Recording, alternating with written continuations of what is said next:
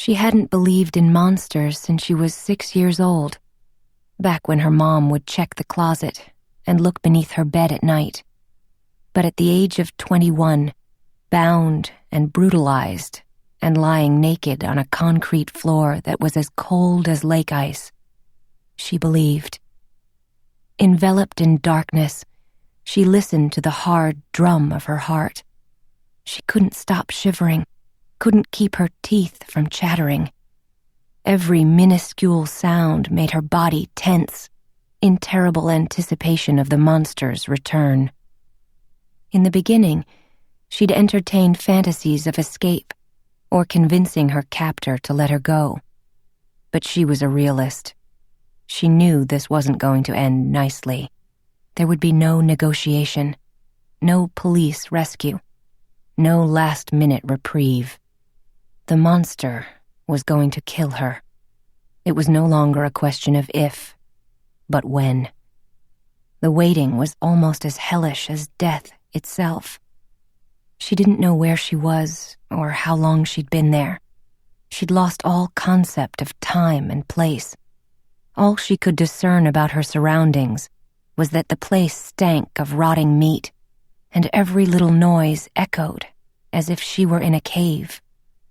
She was hoarse from screaming, exhausted from struggling, demoralized by the horrors he'd inflicted upon her.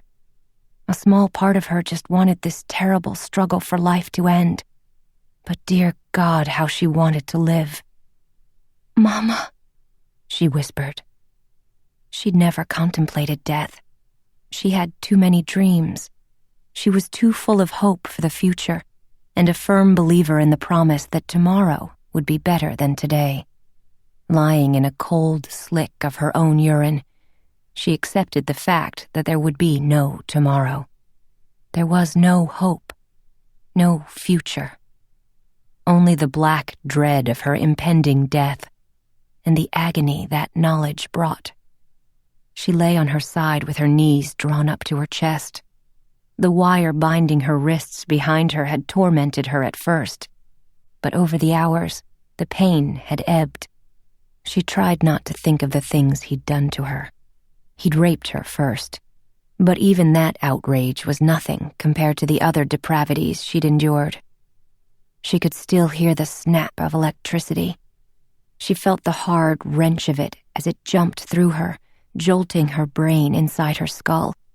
She could still hear the animalistic sound of her own screams, the roar of adrenaline-rich blood through her veins, the wild drum of her heart beating out of control. And then there was the knife. He'd worked with the intense concentration of some macabre artisan. He'd been so close, she'd felt the whisper of his breath against her skin. When she screamed, he hit her with the electrical prod. When she lashed out with her feet, he'd hit her again. In the end, she'd lain still and endured the agony in silence. She'd accepted the pain.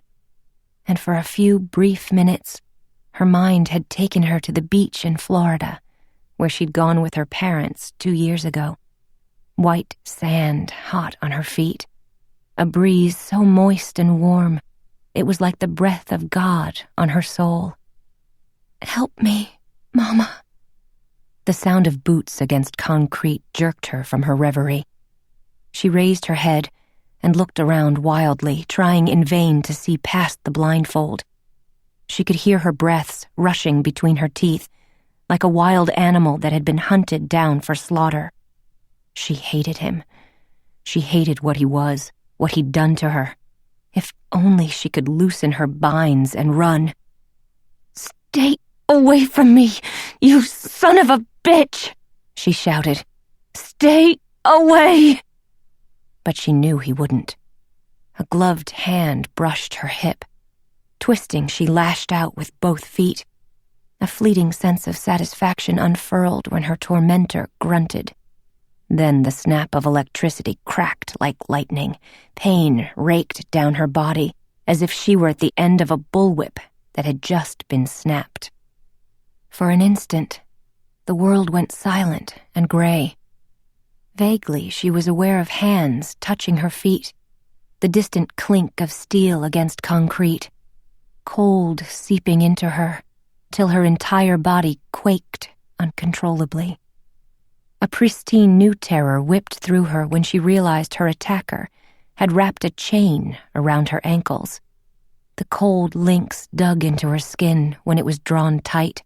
She tried to kick, tried to free her legs so she could make one last desperate stand. But it was too late. She screamed until she ran out of breath. She floundered, twisting and writhing, but her efforts were futile. Above her, steel rattled against steel. The chain slowly lifted her feet from the floor. "Why are you doing this?"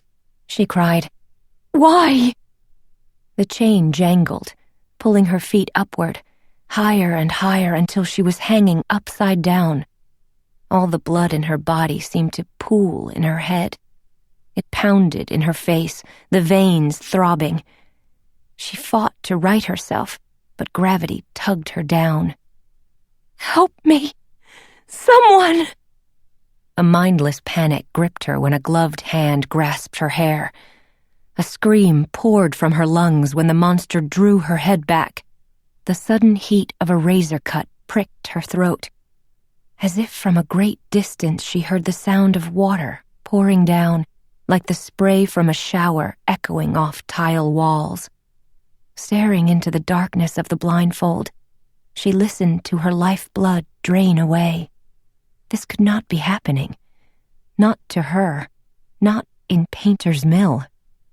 As if someone had flipped a switch, her mind went fuzzy. Her face grew hot, but her body was cold. Terror ebbed into a dull and steady hum. Pain faded into nothingness. Her muscles went slack. Her limbs began to tingle. "He's not going to hurt me after all," she thought. And she escaped to the white sand beach, where slender palms swayed like elegant flamenco dancers, and the bluest water she'd ever seen stretched as far as the eye could see.